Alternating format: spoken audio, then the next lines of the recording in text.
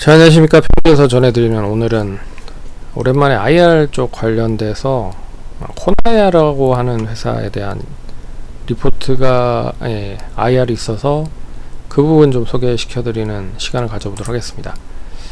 참고로 이 19일부터 20일까지 IR을 NDR 진행을 하고 있고요. 그 기관 투자 대상으로 진행을 하는 것 같아요. 오늘 했겠죠. 그러니까 내일까지 하는데, 근데 주가는 먼저 좀 선반영이 되면서 이제 올라가긴 했습니다. 그래서 이게 지금 뭐 장중에 올라가긴 했지만 이게 진짜 올라갈 거리가 있는 건지에 대한 부분을 좀 생각해 보기 위해서 언급을 해드리려 합니다. 그럼 본격적으로 방송 진행할게요. 동사는 잘 아시다시피 이제 스마트 카드를 만드는 업체입니다. 스마트 카드라고 하면 이제 플라스틱으로 돼서 유심칩이 박혀 있는 카드라고 생각을 하시면 될 것 같아요. 국내 쪽은 제가 알기로는 두 업체가 이 스마트 카드 업체 중에 이 비중을 차지하고 있는 부분이라고 보고 있는데, 이제 하나가 동사고 하나가 이제 유비벨록스라고 하는 회사입니다. 이 회사도 이제 스마트 카드를 만드는 기술을 가지고 있는 스마트 카드 쪽과 그리고 스마트 솔루션 쪽 관련된 그런 업체가 합쳐진 거거든요. 그래서 유비카드와 벨록스 소프트라고 하는 회사로 알려져 있는 부분입니다. 그러니까 그런 거와 좀 흡사한 그런 사업 모델을 가지고 있다라고 생각하시면 돼요. 그래서 동사도 역시나 이제 스마트 카드를 바탕으로 해서 사업을 진행을 했다가 그 기술이 있으니까 결국에는 이제 결제 플랫폼을 만듭니다. 그래서 결제 플랫폼을 개발해서 약 1000억 이상의 투자를 해서 이제 오픈 API를 국제 서비스에 연결을 해서 이 결제를 할 수 있는 부분으로 만들어 놓은 상황이다. 이제 오픈 API가 뭐냐면 쉽게 말해서 이제 데이터를 이용을 해서 사업을 한다라고 생각을 하시면 될 것 같아요. API가 데이터다 라고 생각하시면 될 것 같습니다. 그래서 데이터가 다양한 데이터가 있죠. 뭐 개인 정보도 있을 거고, 기업 정보도 있을 거고, 뭐 전자금융도 있을 거고, 뭐 전자결제, 간편 결제도 있을 거고, 뭐 이런 부분들이 있을 건데, 이런 거를 바탕으로 해서 뭐 페이먼트나 뭐 이런 형태로 이렇게 가공을 해서 사용을 할 수 있는 부분으로 만들어 준다 라고 생각하시면 됩니다. 그래서 그냥 뭐 데이터라고 생각하시면 될 것 같아요. 그래서 공개된 데이터에 기반으로 한 국제 결제 서비스를 제공할 수 있는 환경을 갖췄다. 그렇게 뭐 생각을 하시면 될 것 같고, 그래서 근데 이제 동사가 이제 크게 됐었던 건 2018년에 지역화폐란 코나 카드를 만들면서 본격적으로 커집니다. 근데 이때 당시 경기도에서 시행을 했고요. 지금은 이제 경기도지사가 이재명 도지사잖아요. 근데 그때 당시만 해도 이제 성남 쪽에 있었죠. 성남. 그리고 어찌됐든 여기에서 제일 먼저 사용을 했습니다. 지역화폐를 제일 먼저 사용을 했고요. 그래서 지역에서만 사용을 할 수 있는 카드에 이 뭐 결제를 어떻게 보면 충전을 해서 사용을 할 수 있게끔 하는 거죠. 그래서 조금 더 뭐 적은 가격으로 지역 특산물 같은 거, 지역 영세 상인들 같은 곳을 사용할 수 있는 시장 같은 데를 사용할 수 있게끔 도와주는 그런 이제 서비스를 동사가 만듭니다. 거기에 이제 이 코나 카드를 만들면서 결제 서비스를 제공을 하죠. 그러면서 이제 B2B 관련된 어플리케이션도 만들고, 이제 결제 서비스 코나 플레이트도 시행을 해서 현재 기준으로 1516만 명을 보유를 하고 있다 라고 생각하시면 됩니다. 그래서 경기도에서 시작을 했지만 지금은 뭐 상당히 좀 많은 지역에서 사용을 하고 있는 부분인 것 같아요. 근데 이게 이제 정권이 어떻게 보면 좀 바뀌면서 지역 화폐에 대한 금액 자체가 많이 줄어든 상황입니다. 그래서 지역 화폐 결제를 하면 결국엔 결제하는 거에 대해 있어서의 일정의 수수료를 편취를 하는 부분으로 알고 있긴 한데, 당연히 결제 금액이 적으면 이제 관련된 수수료가 적기 때문에 수익은 높지가 않을 수밖에 없죠. 그런 부분들도 있기 때문에 그런 부분 한번 보는 시간을 가져보면 좋을 것 같아서 한번 시간을 만들어 봤습니다. 그래서 동사가 제공한 그 IR 자료를 보고 설명을 해 드릴게요. 참고로 이제 스마트 카드와 결제 플랫폼을 가지고 있는 업체임에도 불구하고 실적이 나름 괜찮습니다. 원래는 이 스마트 카드나 뭐 이런 쪽이 되게 사양 사업이잖아요. 그리고 기술을 별로 필요로 하지 않는 그런 업체라고 볼 수가 있는데, 최근에 뭐 동사 같은 경우에는 이제 고급화를 추구를 하다 보니까 그냥 유심칩 카드 말고 뭐 아이디를 부착하거나 뭐 신분을 확인할 수 있는 뭐 메탈 카드로 변경이 되거나, 하여튼 고부가 가치 카드를 계속 만들고 있다 라고 보시면 될 것 같아요. 그래서 보시면 결제 그리고 스마트 카드 그런 거 만드는 업체 치고는 상당히 돈을 잘 법니다. 그래서 보시면, 그래서 한때는 이제 이재명 관련주로도 엮여 있는 부분들이 있어서 좀 아쉬움이 없지 않아 있었죠. 그래서 실적은 좋은데 상당히 좀 제대로 된 평가를 못 받았던 그런 종목이다라고 보고 있습니다. 그래서 올해도 실적은 나름 괜찮을 것 같아요. 3030원에 539억, 순이익은 419억 정도 낼 거다라고 하고 있는데, 어찌됐든 뭐 부채 비율도 100% 정도 수준이고 이익률도 거의 한 20%에 육박합니다. 그리고 이 부분으로 그대로 이익을 내면 6배 정도 수준밖에 되지 않은 거죠. 엄청난 가격 매력이 있습니다. 그래서 실적 보면 뭐 나름 마이너스 10% 정도 내외에서 잘 선방을 하고 있다. 분기별 매출에 이 새롭게 포함이 되고 있는 부분이 있는데, 이게 바로 이제 앱 미터기라고 하는 실적이다. 그래서 앱 미터기가 뭐냐, 하반기부터 택시 앱 미터기 수수료 매출이 발생이 됐다.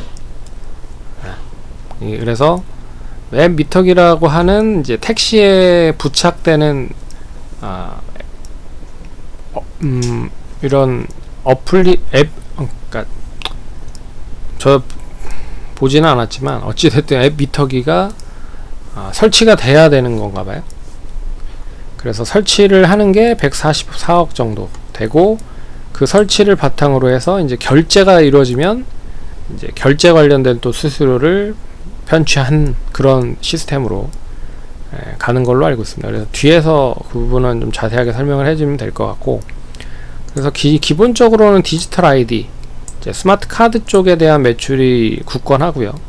그리고 플랫폼 관련된 지역 화폐라든지 뭐 이런 부분이 156억, 168억, 이게 한 160억, 분기적으로 봤을 때 한 150억 이상 정도는 계속 유지가 됐는데 좀 줄었죠. 작년에 특히나 2분기 때 보면 283억까지 갔었는데 엄청 많이 줄었습니다. 이 부분을 그 디지털 아이디와 그리고 이 앱 미터기로 채운 거죠. 어찌됐든 뒤에서 또 설명을 해드리겠습니다. 그래서 분기별 영업이익은 줄어들었다. 작년에 비했을 때는 156억에서 138억으로 줄어들었다. 그래서 2분기 요약을 보시면 디지털 아이디에 대한 부분의 성장이 지속이 되고 있다. 그래서 일본 등 신규 수출 지역이 늘어나고 있는 상황이고요. 그리고 이 스마트 카드 수출 확대를 통해 8분기 연속 지속 성장을 하고 있다. 참고로 이제 메탈 카드 같은 고부 가치 제품에 대한 수출 호조가 늘어나고 있고, 디지털 아이디 부분의 성장에 기여를 하고 있다. 그래서 이 전자주민증으로도 사용을 하고 있는 나라가 있는 걸로 알고 있는데, 어찌됐든 뭐 사용하는 나라가 있으면 좋고 없으면 뭐. 근데 이 카드로 전자주민증을 만드는 업체도 있는 것 같더라고요. 그 업체가 이제 유비벨럭스인데 어찌됐든 그런 나라도 있는 것 같아요. 동사는 뭐 어찌됐든 그런 사업을 영위를 하고 있다라고 생각하시면 될 것 같습니다. 그리고 개인 인증이 필요한 사업 영역을 확장, 하이패스 칩, 그리고 디지털 ID 부분의 성장은 계속 지속될 거다. 그리고 웹미터기의 발생, 매출 발생.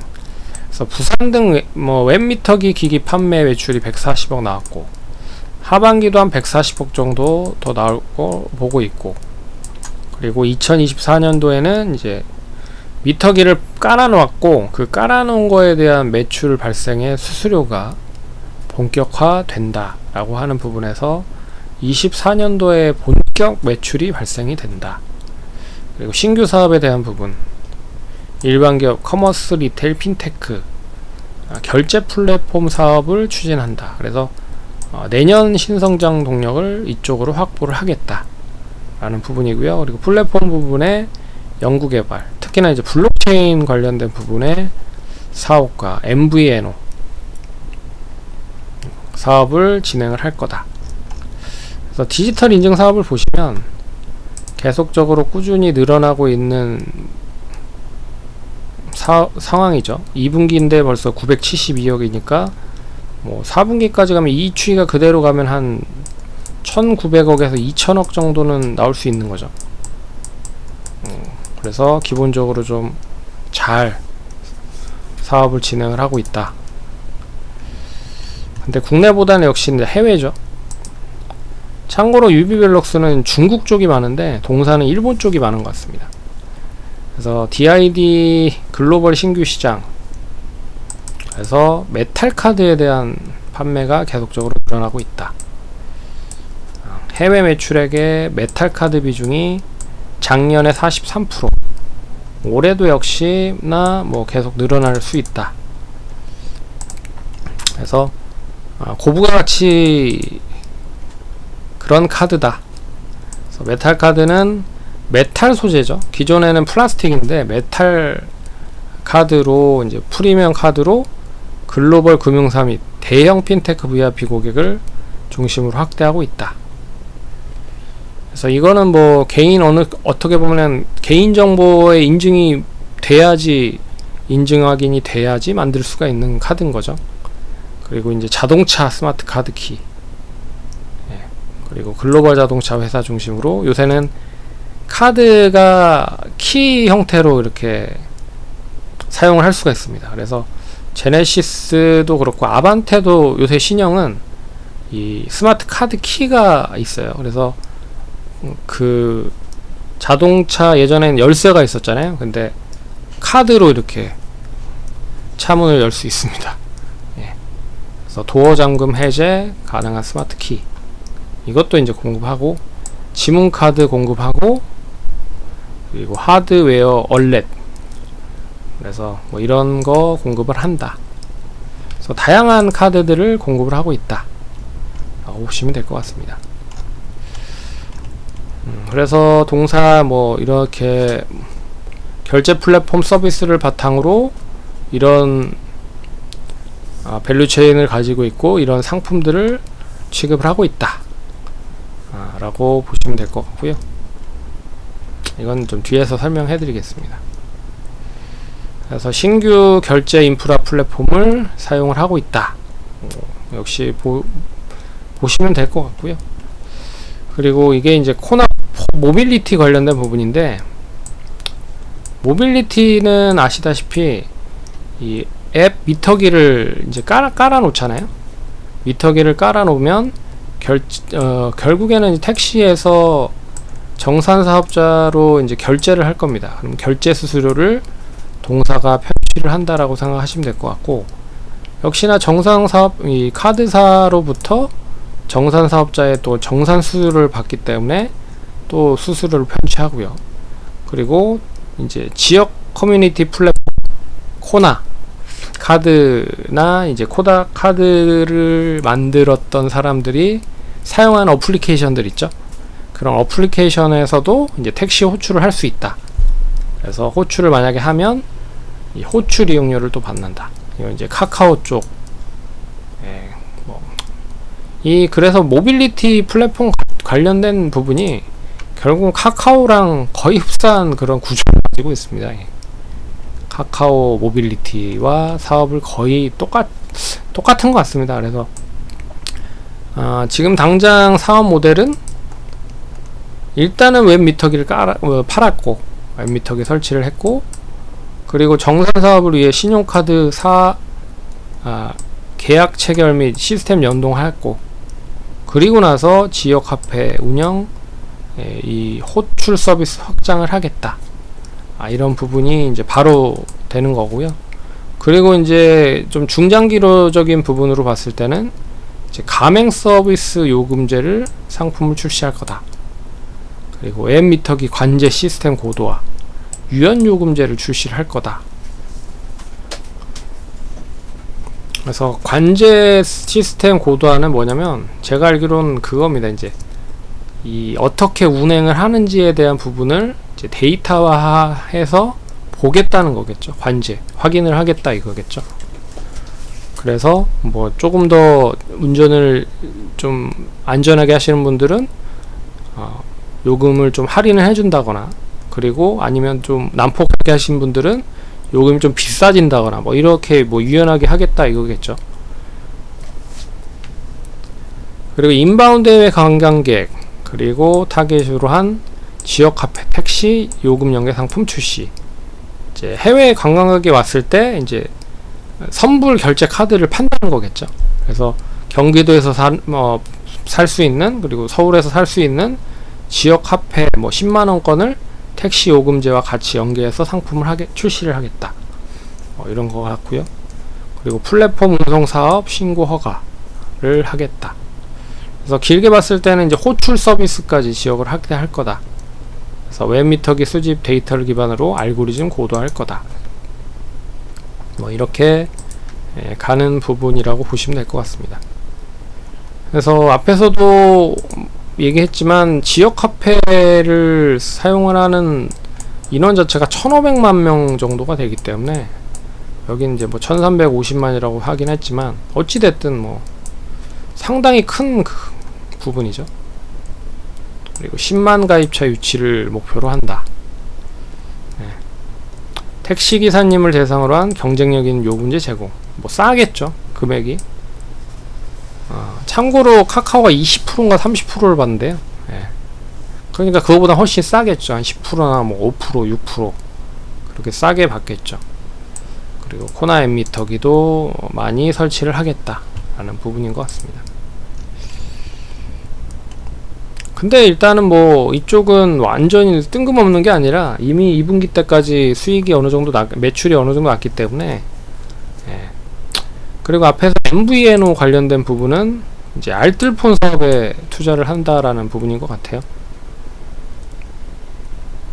그래서 모바일 결제 시장 선점을 하기 위해서 알뜰폰 사업에 투자를 하겠다.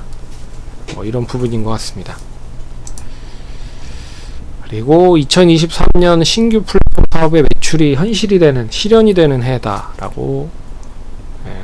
그래서 결제 플랫폼, 결제 수수료, 정산 수수료, 앱미터기 판매 수익, 요금제 이용 매출, 이게 다 진행이 된다라고 보시면 될 것 같습니다. 모빌리티 쪽이 이제 커지겠다라고 보시면 될 것 같아요. 이 DID까지 합쳐진 거잖아요, 요금제 이용. 이거는 이제 알뜰폰 쪽 관련된 부분이니까. 그래서 지속적인 성장을 위해서 4개의 영역에 집중적으로 투자를 하겠다. 결제 플랫폼 글로벌화, 커뮤니티 서비스 다각화, 모빌리티 사업 안정화, DID 플랫폼 글로벌화, 뭐 이렇게. 그래서 연말까지 볼 수 있는 하이라이트 하반기 전망은 2023년도에 매출액 및 영업이익 성장이 가능하다. 그래서 디지털 ID 관련된 매출이 계속적으로 늘어나고 있다. 그래서 1900억에서 2000억 이 추이로 그대로 이어진다고 하면, 그리고 택시 미터기 판매 매출도 연말까지 140억 정도 늘어날 수 있다라고 했죠. 그래서 택시 앱 미터기 수수료 매출도 지속 증가할 거다. 그래서 24년에는 의미 있는 매출이 발생이 될 거다. 이제 택시 미터기 수수료 매출도 뭐 까는 사람이 있으면 계속 늘 거고, 이제 결제를 하면 거기에 더 플러스 알파가 된다는 거겠죠. 그래서 보시면 1900억에 2000억, 여기에 연말 2분기까지 140억이었는데 하반기까지 또 140억 더해지면 280억. 그리고 결제 플랫폼 사업은 캐시카우 안정적인 매출과 지역 화폐 발행액 감소도 상반기 매출 감소했으나 MS 확대, 이제 MS는 이제 시장 점유율이죠. 울산 등으로 확대가 되면서 하반기 안정적 매출을 발생을 할 거다. 그러면 이것만 해도 이게 미니멈 1900억, 280억, 2180억에 이제 또 그 결제 플랫폼 관련된 부분이 더해지면 뭐 3000억 잘하면 나올 수도 있을 것 같네요. 그래서 핵심 사업은 디지털 아이디 사업, 신규 사업의 해외 시장 개척. 그래서 일본을 주로 하고 있는데 남미, 북아프리카를 뚫을 거다. 예. 참고로 앞에서 잠깐 얘기해 줬는데 이 카드를 이용을 해서 전자 주민증으로 이용을 하는 나라도 있다고 합니다. 어딘지 기억이 안 나는데 어찌됐든, 그래서 택시 앱 미터기를 사업 순항을 할 거고요. 2022년 7월 천안을 시작으로 해서 23년 부산, 광주, 대구, 대전, 인천 등으로 확대. 그 코나 플레이트 관련된 사업을 본격화할 거다. 결제 플랫폼 내에 또 하나의 성장 원동력. 이건 이제 뭐 블록체인 뭐 그런 뭐 기술을 넣겠다 뭐 이런 부분인 것 같습니다. 그래서 이 부분이 그대로 실현이 되면 앞에서도 얘기해 드렸지만 이 매출 3030억에 539억을 기대를 해도 되지 않을까 라고 보고 있는데, 뭐 완전 뜬금없는 건 아닌 것 같습니다. 어찌됐든. 그러면 이거 수준으로 봤을 때는 PER은 6배 정도 수준이고, 주가도 오늘 뭐 17% 올라가긴 했지만 뭐 어떻게 보면 이재명 관련주로 엮여서 못 갔다라고도 보고 있거든요. 그래서 재작년에 어떻게 보면 이 코나이가 정지를 됐었습니다. 정지.